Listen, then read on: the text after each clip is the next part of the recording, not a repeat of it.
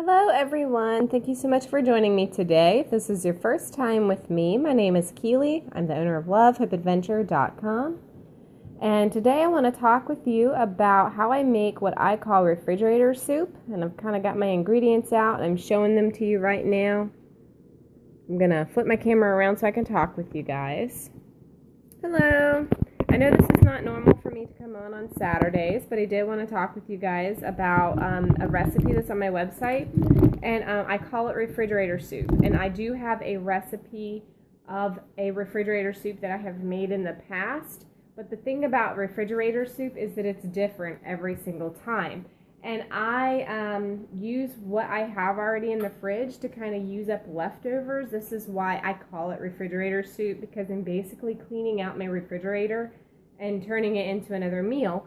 So for example, I've got 3 kielbasa's left from the other night and a little bit of onions. And this is actually a pretty good amount of food left over. We could probably eat this for lunch or something.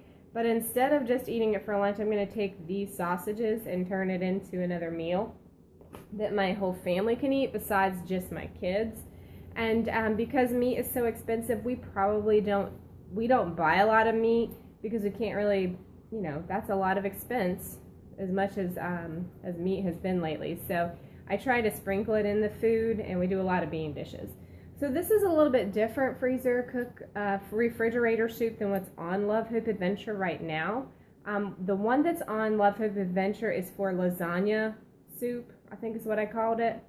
And that one was a tomato-based soup. And today I'm actually going to make like a broccoli cheese type of soup, because some of my other leftovers is broccoli and carrots. And I think I may have paired that with the kielbasa, I think.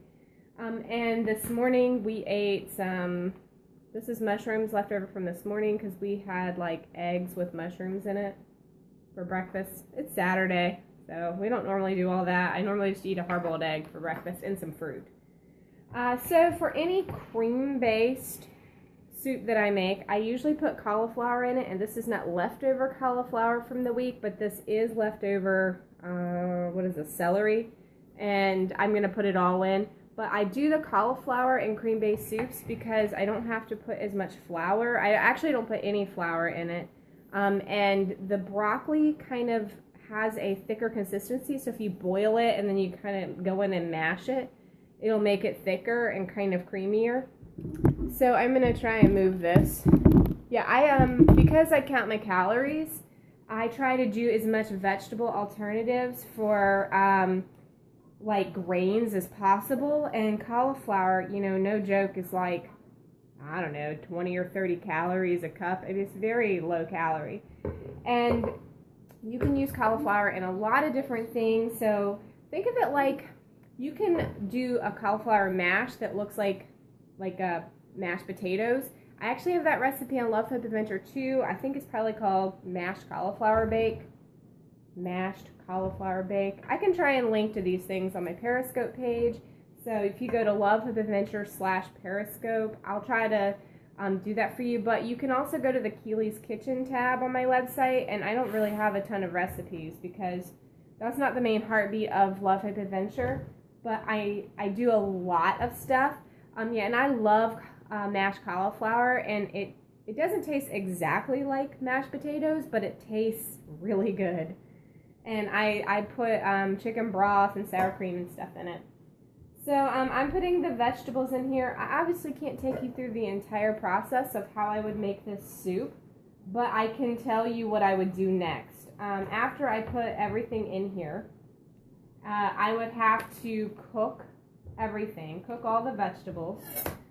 And once everything gets good and tender, and it takes maybe 40 minutes, 30 or 40 minutes at a good boil, I would go in with a hand masher and I'd mash all of these ingredients so that it kind of thickens the whole thing up. And another way that I thicken it up is I put some sour cream in there, and you could use Greek yogurt if you have unflavored Greek yogurt, like unsweetened. Don't put vanilla in there. That would be yucky. And that's another way that I keep myself from having to put the flowers and stuff in there. So I I just don't do a whole lot of carbs anymore because I'm really highly addicted to them. I'm not like allergic, but every time I eat a lot of carbs, I just want to eat a lot more carbs. And I eat carbs and eat carbs and eat carbs. So I try really hard not to do that. And as you can tell, this is soup. So I'm just putting everything right here in. And this isn't even half the containers I had. I already took out like 3 or 4 containers because I was trying to like chop the stuff up. And guys, forgive all the dishes, but I'm not a cooking show, so this is how I normally cook, with a big pile of dishes. We're going to get to those in a little bit. It's Saturday around here, so the kids are going to start their dishes here pretty soon. So what I would do for this, I've got all my stuff here. And I didn't, as you can see, I didn't even cut up these carrots at all. This is steamed broccoli and carrots, but because I'm going to mash everything up, the carrots will just get mashed up along with the broccoli and the cauliflower. And when you put broccoli and cauliflower together, it's basically going to taste like a cream of broccoli soup. And this one's just going to have kielbasa in it. So some of the other things that... Let me put that over there and show you. Some of the other things I would put in the soup later on is I'm a huge garlic fan. I love garlic. I put garlic in everything. And this is my favorite seasoning. This is Weber Gourmet Burger Seasoning. It is full of sodium.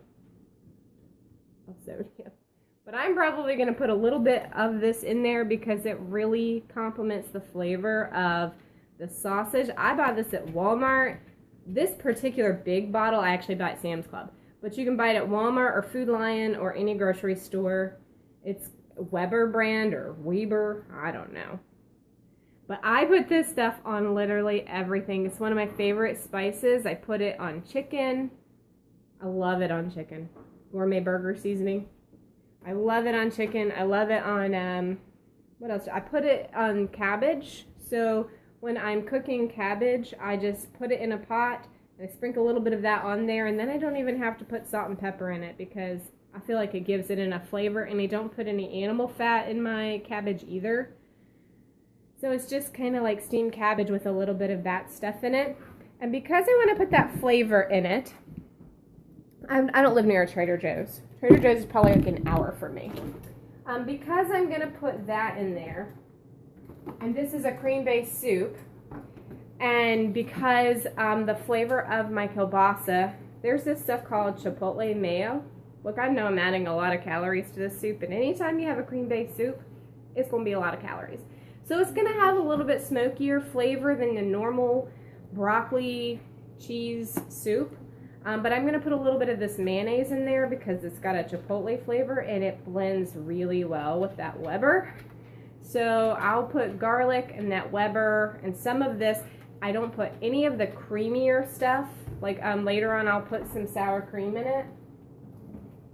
And I actually have a big tub this time. I bought it at Sam's Club last time because it was like $4.20 or something like that. And really, I pay a lot of money for sour cream. So after all the vegetables are completely cooked and been boiled, and I mash them down with a hand masher, and if you don't know what I'm talking about, I'll show it to you.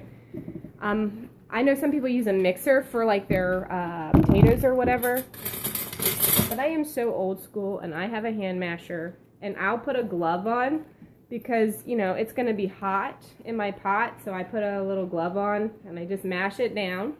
This will thicken up the soup, and I don't have to deal with flour. And another reason I hate dealing with the flour is I really stink at keeping it from getting clumpy. And it's like we have these little pockets of cooked flour in the soup, or I have to scrape them out and stuff. So I've really found that if I will do the cauliflower and the broccoli and all of the vegetables and cook them pretty good and then mash them down, it's going to turn into a creamier stock. And then I can add some cheese, and I probably will put cheddar cheese in this later on too. And I will put the sour cream and a little bit of the mayonnaise for the chipotle flavor. And instead of putting in a chipotle spice, I go with the mayonnaise because it's not too hot for my husband. And I've got a few kids that can't do much in the way of spicy. I don't really taste spicy all that much myself, so if everyone at the table is like, this is too spicy, and I'm like, really? You know, I can't taste it at all. So I kind of have to go with what I know in the way of spice isn't going to burn everybody, because I'm not very good at gauging that myself. So I know that mayonnaise is something that my husband can eat without burning him, and so I can put a little bit of it in there, and it's not gonna be too hot for everyone to eat. Now, this is not the most healthy refrigerator soup that I ever make. Cream-based soups, we can do all the things in the world we want to, but to get it really creamy, you're gonna have to add some fat. And so it's not gonna be the healthiest soup we've ever eaten, so we'll eat small bowls of it. Another kind of refrigerator soup that I make a lot is similar to the lasagna soup that's on my website, and it's like a vegetable-based soup.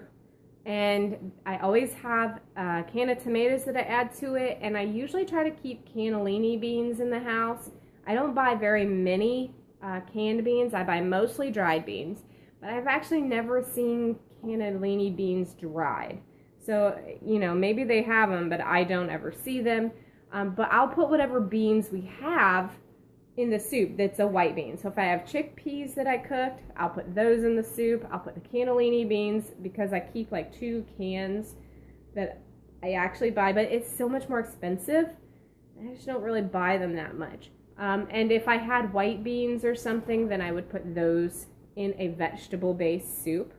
And if you wanted to put beans in something like this, you could do that and mash it up, and it would add to that like thick texture. I'm just not gonna do that because I want to save my cannellini beans for when I do the more minestrone type of soups. It's really important to me to have the beans for that, so I don't want to waste it. And because I only buy 2 cans of that stuff a month, only 2 cans, I don't want to use it in a soup that doesn't have to have it, if that makes sense. So this is the refrigerator soup that I'm going to make today. It's like just whatever is in your refrigerator. Obviously, you want to stick with complementing flavors. You're probably not going to want to put baked beans in this kind of stuff, but other beans that are not terribly flavored, you can put them in a vegetable soup and eat it. I tend to make chili out of leftover beans, though, so whatever leftover beans we have, I normally put it in chili. And we eat pinto beans a lot, and we eat black beans a lot. And black beans are super versatile. I turn them into like a bean loaf. I've turned black beans into brownies. And the brownie recipe is also on my website. It is gluten-free, dairy-free. It's basically, I think it may have eggs in it. I can't remember.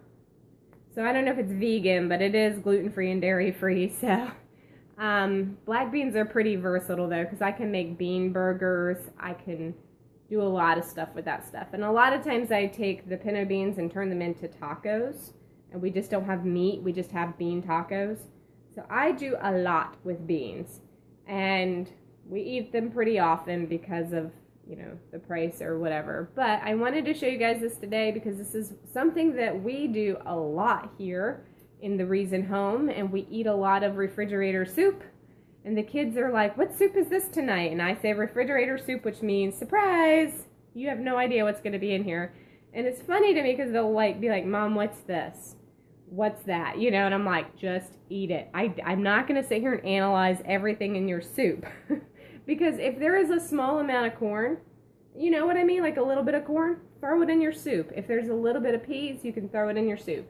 I personally don't put corn in anything that is not cream-based. I don't have any corn right now. If I did have a little bit of corn, I'd probably put it in this. I don't put it in the vegetable soups though, and I know some people do, but I personally don't, but you could. Because I think corn may be sold in like a mixed vegetable package. So you kind of have to experiment, but this is what I've found to be an amazing way to keep from wasting food, to eat up all the leftovers, no matter how small they are, and turn it into another meal. And I do this all the time. So if you get to the end of dinner and there is a teeniest little bit of chicken, or, you know, 1 kielbasa or something like that, and it's like, okay, well, who's going to eat that? Because you know, it might make lunch for one person, but my husband and I eat together a lot, and we do eat different things at lunchtime, but I would rather just take that leftover chicken and turn it into a meal that I could feed all the people in my family, rather than one of us eating it. And so what we tend to do with the meats is a lot of times, maybe about twice a month, I make meat as the main side dish, as the main entree. So about 2, maybe 3 times a month, we might eat meat as the main thing, and then whatever meat is left over, if there is any, because I've got 3 boys that they're eating everything now, then I will put it in a soup, with whatever I've got. And so, just to give you one last look at my soup, it's trying to boil, and in about 30 minutes, I'll mash it up and add all the other stuff to it. And then I'll probably let it cook for an hour or until it gets as thick as I want it to be. And then I'll put it in the fridge for either dinner tonight or after church tomorrow. And I haven't decided when we'll eat it, because when we get home from church on Sundays, like, we're ready to eat. And because I don't have very much in the way of convenience foods, I try to always have leftovers for Sunday after church so that we don't get home and it's like, well, it's going to be a good 2 hours till dinner, you know. So I try to make sure we have something really big on Saturday. I might do a little extra cooking just to make sure there's something on Sunday. And then, yeah, that's kind of what we do. So this may or may not be dinner tonight. I might cook it now and we eat something else, because by 3 o'clock it'll probably be done. And I'm going to have to put it in the fridge. It's not going to make it on the stove until dinner because it's cream-based and it'll just burn up in the pan or in the pot. So once you start putting in the sour creams and things like that, the creamier stuff, you kind of have a limit of how long you can cook it after that, or it's just going to, like I said, scorch up and burn. And a little bit of scorched cheese is awesome, but burnt is not. So just kind of keep that in mind. Thank you guys so much for joining me today. I know it's a little out of the ordinary, and I normally don't come on Saturdays, but I wanted to show you this process, and I will be back on Scope on Monday like normal, and I hope you all have an amazing weekend, and spend time with your family and enjoy your time together. If you want to see what I've been blogging about, go to lovehopeadventure.com, and I will hopefully see you guys on Monday.